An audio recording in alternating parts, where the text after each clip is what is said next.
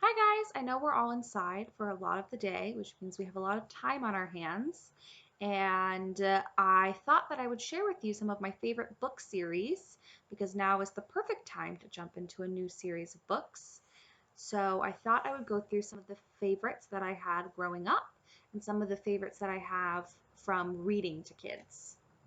So the first one on my list is the Sisters Grimm series. It's by Michael Weatherly, and it follows two girls and their friend Puck, who's a fairy eventually, and they sort of are living in the real world, and there are all of these fairy tale characters, and there's an overarching mystery, and they're trying to sort of find their way through the magic world that they have no experience with now that they've come to live with their grandmother. And it's a lot of fun. I remember when I found the first book, I read it in one afternoon and I just kept reading. And at the time, they had only written five. And so then I had to wait for the next one to come out. And it was like the hardest experience of my childhood. Um, and I think that there are 8 or 9 books total. The series is finished. But I loved the way it ended, and it's a really good read. The next book I have on my list, you've probably heard of. It is the Percy Jackson series, and it's a really solid series. It has good characters in it. There are lots of fun plot devices, and each book sort of builds on each other. And when you get to the last book in the series, you get closure, and it's really nice, and those characters' arc is complete. But then there are additional series like the Lost Hero series and the Son of Apollo series, and you can keep revisiting these characters and seeing them do more and more stuff. And if you like that style of writing, Rick Riordan, is that his last name? Is that how you say it? Wrote tons of other series that follow kids in similar um, sort of scenarios, but with different mythology as the background. So there's Egyptian and Norse, and he had a woman from India write a series following the mythology that she grew up with. And there's a woman from Korea, I think, who is doing a series on the mythology that she studies. It's all very interesting, and there are so many books. So if you want to just dive in and keep reading for like another month and a half, that would be where to start. On my channel, I'm reading the book Dealing with Dragons, which is the first book in a 4-part series. So if you want, you can go and read those books. They're all really good. The first 2 books follow Cimarine, and the second 2 books follow, it's like a jump in time. It's like 10 years later, and they think they're following her son. I loved the first 2 books. I read them like at least 50 times in my childhood. The second 2 books I liked, but I think I only read them once or maybe twice, so I'm not remembering them as clearly as I remember the first 2. Next is a classic. I know you've heard of it, but have you read it is the question. The Chronicles of Narnia. I grew up on these. They were my bread and butter. We had a set of discs that each book was on one disc, and we would just, if we were cleaning or bored, put in the audiobook and just listen to it in an afternoon because that's just what we did. So I'm very familiar with these stories. What I will say is, if you're going to get started, you don't have to read all of them. I think that I've probably read The Horse and His Boy once in my whole life, and I don't remember most of the plot. The 3 best books, if you're just starting and you want to see if you want to read them, read The Lion, the Witch, and the Wardrobe, then Prince Caspian, then Voyage of the Dawn Treader. Those are kind of, they're not chronologically in order for Narnia, but they are chronologically in order for the characters that come into Narnia. So those 3 books kind of fit right together, and it's one story arc. And those were the 3 that I would reread over and over and over again. So if you read those 3 and you decide you really like them and you want to read more, you can go on to like The Silver Chair and read all of them. Magician's Assistant. They're a good series. They really are. They're a classic for a reason. A book that I found recently, which is part of a series, it's still coming out. I think there are 3 books out right now, is called The Unicorn Quest. I always think it's Unicorn Curse. Maybe that's the second book. I don't know why that title always sticks in my head, but it's The Unicorn Quest. And it's about these girls who climb up a chimney and find themselves in this world with magic. And there's this sort of mystery going on. Something has been taken and they're trying to figure out why and how. And there's a good cast of side characters. It was just a really, really good read. I found it because one of the girls' names is my niece's name, and it's spelled the way that my niece spells her name. And I was like, oh, I have to get this for her because when your name is spelled weird, if you ever find your name in a book spelled correctly, you have to get it. That's the rule. I'm sorry, I don't make the rules. It's just the way the world works.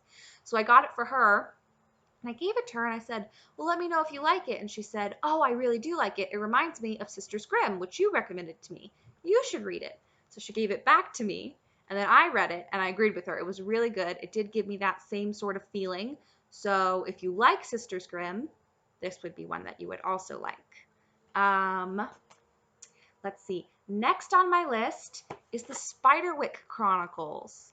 So I figured out about these books because there was a movie. The movie was not very good. But the books are so much fun. They have these really cool illustrations, and every book is like sort of a field guide to the magical creatures that sort of these boys encounter around their house. Or is it their grandma's house? I need to reread those. It's been a while. But I remember going on a family vacation. We drove up to Big Bear, and my mom put the first audio book in on disc because we had watched the movie and we had liked it. And she thought, well, maybe you guys will enjoy this. So she had us listen to it on the drive up the mountain. And it was so much fun. When we got back, I checked out all the books from my local library and I read them in like 1 week over the summer. And it's a fun little book series. And I know that they have a spin-off series with more books. There's 4 in the original series. But then I think there are 4 more about a different person who can also interact with the magical creatures, who has like the sight to see them. So it's fun. It's written by Holly Black and one other person whose name I can't remember. I should have written that down when I made this list. But I love Holly Black's writing. The next book series on my list is the How to Train Your Dragon books. So I'm sure you've heard of the movies and the TV shows on Netflix. They're great. Awesome. The books are a little different, but I grew up with the books first, and I loved the books. And even though the movies and the shows are different, I also love them. So in the movie, at the start of How to Train Your Dragon, the people who live in the village with Hiccup are all scared of dragons. They're like, "Ooh, dragons are against us. We're not friends," right?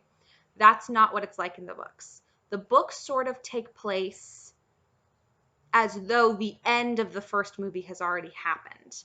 Like, Hiccup starts the book going to get his dragon for the first time, and everybody is raising their own dragon and they're studying the different types of dragons, kind of the way that the TV show is what the book series is. But there was never this like struggle between the villagers and the dragons. That was just made up for the movie. But it's still a lot of fun. My copy of it had like little illustrations and like scribbles in the corner. I don't know if all the print copies come with that. But it was fun. It was like a good addition. It wasn't an illustrated book, but it was a chapter book that had a couple illustrations.